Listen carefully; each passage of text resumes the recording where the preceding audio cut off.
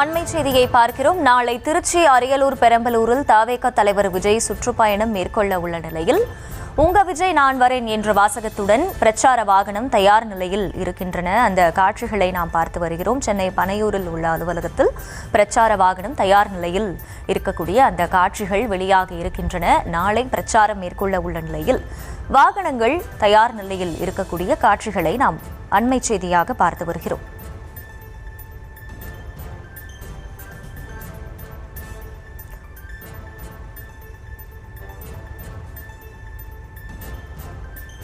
Orange இளஞ்சிவப்பு கலந்த வண்ணத்தில் விஜயின் பிரச்சார வாகனம் காட்சியளிக்கக்கூடிய நிலையில் தயார் நிலையில் நிறுத்தி வைக்கப்பட்டுள்ளன.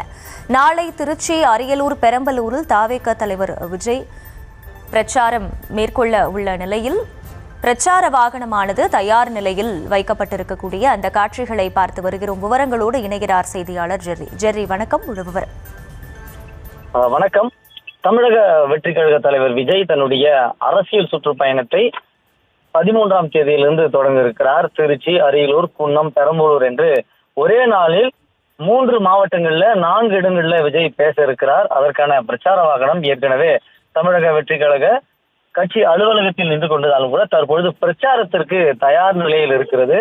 நீண்ட இழுபறிக்கு பின்னரே திருச்சியில விஜய் பேசுவதற்கான அனுமதி கிடைக்கப்பெற்றது. 13ஆம் தேதி குறிப்பிட்ட, அதாவது ஒதுக்கப்பட்ட மரக்கடை இடத்தில் விஜய் பேசுவதற்கு அனுமதி வழங்கப்பட்டிருந்தாலும் கூட விமான நிலையத்திலிருந்து பிரச்சாரம் மேற்கொள்ளும் இடத்திற்கு அவர் ரோட் ஷோ நடத்தக்கூடாது, அவருக்கு வரவேற்பு வழங்கக்கூடாது என்று போலீசார் வலியுறுத்தி இருந்தாலும் கூட பிரச்சாரத்தில் அமர்ந்தபடியே தொண்டர்களுக்கு கையசைத்தவாறு விஜய் வருவதற்கு, அதாவது குறிப்பிட்ட இடத்திற்கு வருவதற்கு திட்டமிடப்பட்டிருக்கிறது. அதற்கான வாகனம் தற்பொழுது தயார் நிலையில பணியூர் அலுவலகத்தில் இருக்கிறது. நாளை காலை 9:30 மணி அளவுல சென்னையிலிருந்து தனி விமானம் மூலமாக திருச்சி விஜய் புறப்படுகிறார். அவர் புறப்படுவதற்கு முன்னதாகவே இந்த பிரச்சார வாகனம் சென்னை விமான நிலையத்தில் அங்க தயார் நிலையில வைக்கப்படும். அங்கிருந்து 5 கிலோமீட்டர் டிவிஎஸ் டோல்கேட், அதாவது திருச்சியில் இருக்கக்கூடிய டிவிஎஸ் டோல்கேட்ல சேரும். அங்கிருந்து 2-3 வழிகளாக தபால் அஞ்சல் நிலையம் வழியாக சென்றுதான்